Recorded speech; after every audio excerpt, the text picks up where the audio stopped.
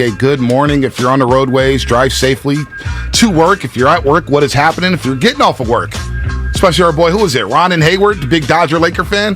Talking to you, Ron and Hayward. Hopefully you're driving safely off that graveyard shift. Good morning to all our roasters on YouTube and Twitch and the Comcast Business Text line. Of course, if you're not subscribed to YouTube or Twitch, you should be. All you have to do is search 95.7 The Game and subscribe to us on YouTube and Twitch. We love our interactions on YouTube, Twitch, and, of course, the Comcast Business Text line. We're discussing whether or not the Bay Area market is now a championship or bust market. But also, we got some Niner stuff, man. Jed York was on with Tim Kawakami on The Athletic. He discussed a few things, but you wanted to get to this Aiyuk cut. This Aiyuk cut we sent to the thread yesterday. And Aiyuk, where is this Aiyuk cut at? He was talking about the Detroit practice. It's on the right. Oh, here it is, right? Here it is right now. Brendan Aiyuk asked what he took away from Detroit practices in Eagan, Minnesota. Here's what Aiyuk had to say. It was good work. It was good work, going against somebody different, a different environment. But I ain't like it too. I feel like it was a waste of time personally, but it was boring for sure. I want to ask Brad, why does Brendan Aiyuk think it was a waste of time? I find it very interesting that this is a guy who was completely in the doghouse last year for his own not putting in the work. At least that's my interpretation of what ended up happening with him. That's basically what happened. Yeah. But I also heard that from Fred Warner. It's not just hearing from coaches and media. Everybody said he didn't put in the work. Exactly. And clearly his performance at the beginning of the year started off on the wrong foot. He was dropping everything. The practices we went to, he just didn't look as good. This year, he looks so good. Whatever happened early on, the guy's completely flipped. And to hear him talk about that, to me, one of the things about Jerry Rice that I loved, he embraced competition at the highest levels. No doubt. And if you weren't bringing it in practice and you weren't giving him his all, he would search it out. Yep. He said he looked forward to going up against Deion Sanders in practice every day. No doubt. And he would catch a quick slant and run the full 100 yards. And they're like, Jerry, you don't have to run all the way down to the end zone. He goes, no. This is what I do. This is game speed. He played at game speed in practice. Have you seen any of the leaked footage of Jerry Rice from back in the early 90s? When they show the practice footage? He is cooking guys. Cooking dudes. Tyrone Drakeford, cooked. Anybody. Eric Davis, cooked. By the way, Eric Davis was wearing Seahawk gear yesterday. What? He was on the sidelines, I think, coaching the Seahawks. He was talking to DK Metcalf yesterday. It's like, is that ED? Well, he has an odd social media presence in general. Yeah. He used to work at the station. He did back in the day. Got him! Back in the day. But Aiyuk basically, I don't know if he's calling the Vikings DB soft. I don't know if he's saying that Patrick Peterson is long in the tooth and that this wasn't any real work. I'd rather go against Charvarius Ward, excuse me. I'm thinking of Tarvarius Ward. Yeah, Charvarius Ward. There. It's okay. Yeah, Charvarius Ward or Emmanuel Mosley. I don't know what Aiyuk meant about that, but here's one cut I want to play real quick, Langford. Jed York said this on the Kawakabi podcast. Here's what he had to say about Jimmy Garoppolo possibly being on the roster. I mean, I've said this before. You can't have enough good quarterbacks and good football players. And again, I'm not going to get into roster discussions and what John and Kyle want to do, but I will support them in sort of anything that they want to make this team as good as it can possibly be. I watched it with Joe and Steve, and I realized the salary cap is different today than having no salary cap. But I mean, we've said it before. We're happy to keep Jimmy. We're happy to have him on the roster. And if that's the case, then that's the case. Shasky, I see steam coming out of your headphones. No, I'm not going to let it happen. I see Steve coming out of your headphones. I'm not going to let it happen. Listen. You know what I'm thinking. Mr. Charles Schwab. You know what I'm... No. Mr. Charles Schwab. He said the sentence that I didn't want him to say. Mr. Charles Schwab. I said, what if he brought back Jimmy's... No. I don't even care about the Jimmy part. That wasn't even the thing that made me roll my eyes. What made you roll your eyes? It was him referencing, I was here for, Joe and Steve. It's like, Jed, and I guess he insinuated that. Jed, you lived in Ohio. Why does he do that? Dave Johnson on YouTube. Every time I want to embrace the dude. You just embraced him 20 minutes ago. He always does 20 this. minutes ago. Why? Dave Johnson, stop doing podcasts, Jed. Why does he do that, though, B? Like, honestly. Listen, Mike Tannenbaum joined Steiny and JD yesterday, and he's saying, I thought they should have brought Jimmy back to training camp and let him compete. I hear you. But this is something I wanted Trey Lance to compete with Jimmy Garoppolo because I thought Trey Lance would have beat him outright. I thought he beat Jimmy Garoppolo outright last season until the injury. I would have loved to see that. Anyway, let's go to Brad Graham of SF Niners. Brad, look, you brought him up earlier, Shasky, saying he's a rising star. A star has been born. This guy is a star. Brad Graham was just in Eagan, Minnesota, covering the joint practices between the Niners and the Vikings. And I believe, first and foremost, Brad just became a father for the first time. Am I correct, Brad? Good morning, Brad. Second time? I think it's the second time. Brad, good morning. What's up, man? What's up, guys? I appreciate you having me on. I've been a father a couple times over now, but gotcha. Definitely had a good time out there in Eagan, Minnesota, watching these joint practices and watching the boys get after it. You know, before you get going here, one thing that I do want to say, we were talking about it earlier, you have carved out an incredible impact on social media covering the San Francisco 49ers in a very unconventional way through YouTube, Instagram, Twitter, etc. And, you know, I came up in an unconventional way because I didn't go to broadcast journalism school. And so for the people out there that maybe aren't aware of some of the accounts that you're running, how can they follow some of the content the way you're covering this team right now? Well, you can find me at the SF Niners pretty much everywhere.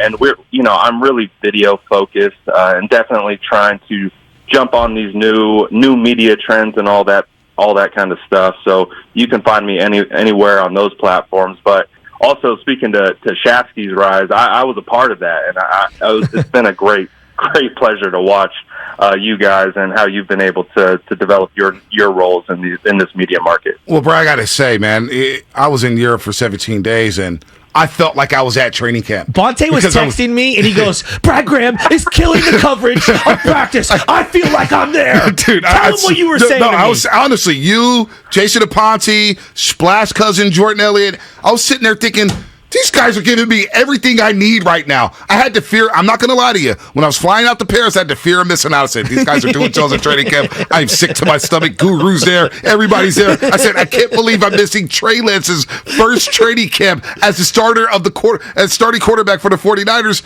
But you, Aponte, and Splash Cousin, you guys are out there giving me everything I needed. I want to thank you for that because you did an unbelievable job. And the players are noticing this, Brad. Players are resharing your stuff. They're jumping on your podcast. What does that mean to you? Because you did carve out a lane for yourself, and Niner players respect your work. I mean, Bonte, first of all, I have to say, I really did have visions of you sitting in a beach in Europe just constantly refreshing Twitter because I know how much of a football guy you are. So I appreciate you saying all that. But it's been a true blessing, the way people have been responding to the content I've been putting out, especially the 49ers players, people within the organization. It's been a blast. But ultimately, I'm just getting to cover one of the things that I love most, and that's football.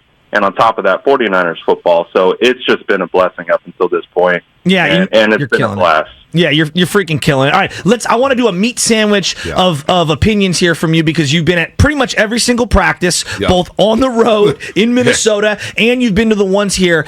I'm doing a running jug, and we'll rat-a-tat-tat the other ones after this because I know you're really in on the offensive and defensive line. Trey Lance, your thoughts? I think Trey Lance has, throughout training camp up until joint practice, he's looked really good at moments, and he's had his downs at moments. And I think we can all kind of conceptualize that is going to be the case. Going back to the narratives pre-draft and the lack of snaps and reps and all those types of things, I think that's translating into what we're seeing out there on the field. You see all the splash plays. You see the big throws, the big arm, the intangibles, the running ability. You see everything. I think what we're looking at as well is we're seeing him close that gap between ceiling and experience. And when you're watching that play out, you're going to get a lot of really good plays, but you're also going to get plays where you can see he just needs more experience. He just needs more reps getting it done. So overall, I think Trey Lance has the absolute potential to be a phenomenal quarterback in this league. We're just watching the maturation process right now, and which means we're going to get the good, we're going to get the bad, And I think the 49ers are absolutely prepared to continue to work through this.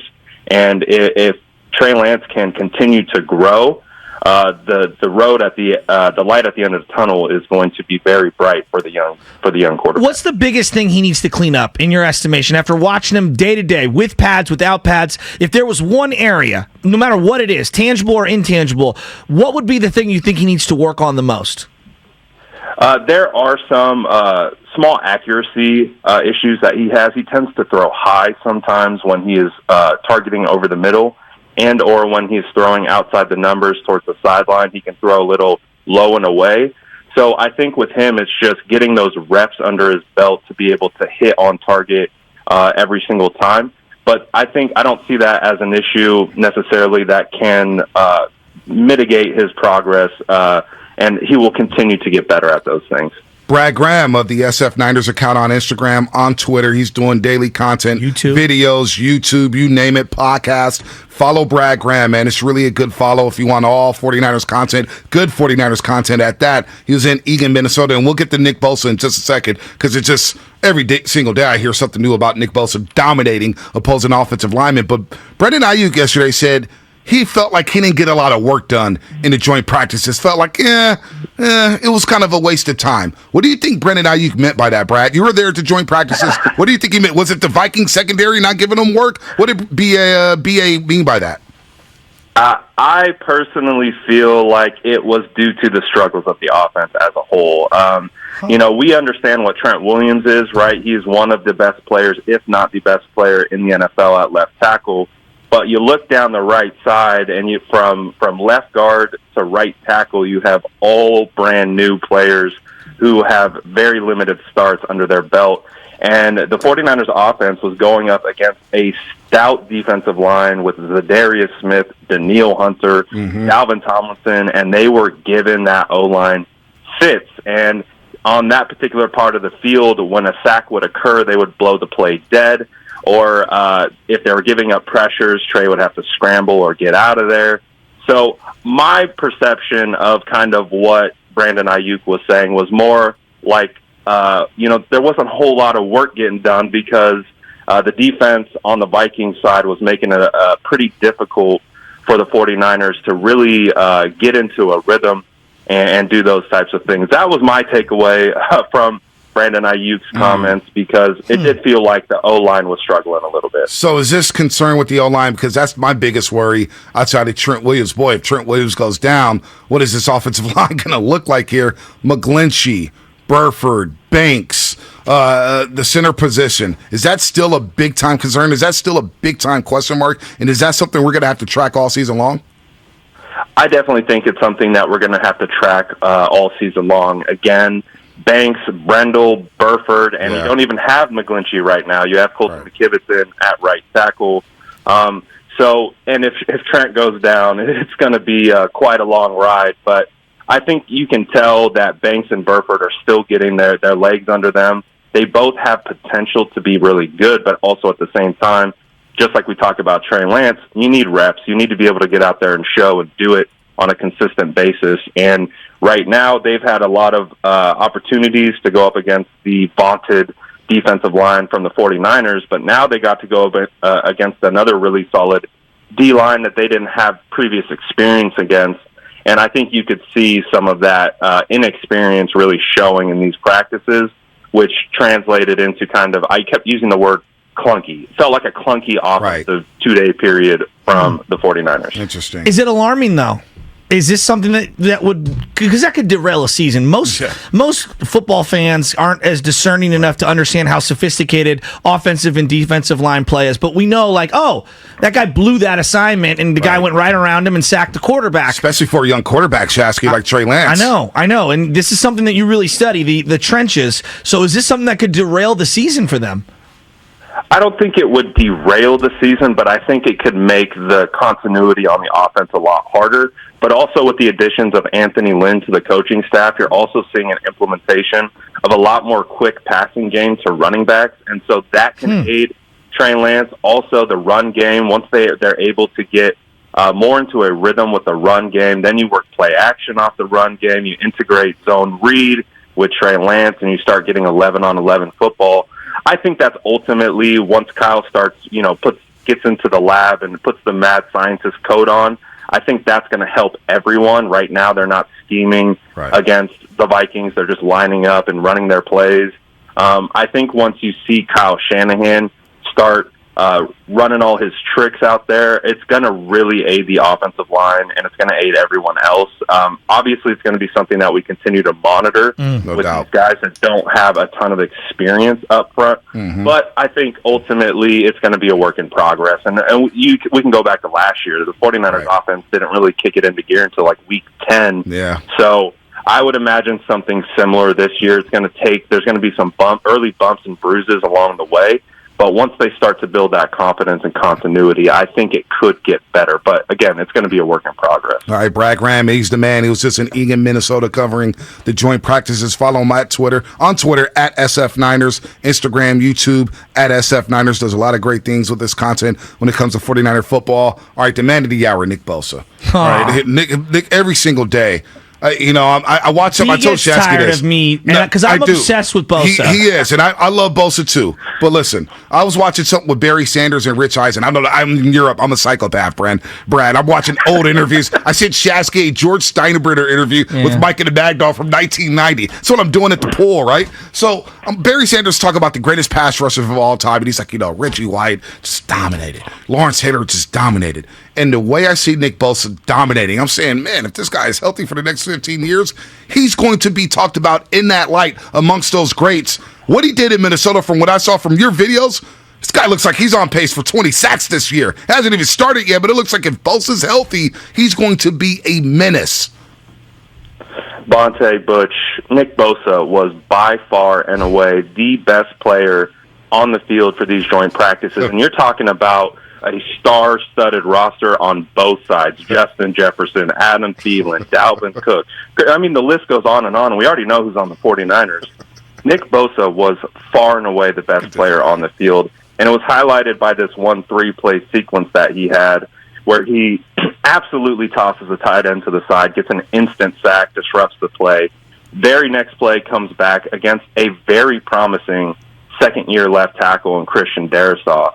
Absolutely bull rushes him to the point of attack and collapses the pocket right on Kirk Cousins for another sack. Then comes back the very next play for a tackle for loss on Dalvin Cook. And it was like you guys would be geeking out, because I know you guys are football nerds just like me. And watching Nick Bosa out there absolutely demolish these guys was pure football entertainment. I filmed 4 definitive sacks, 2 tackles. I didn't even film all of them. I missed some of them.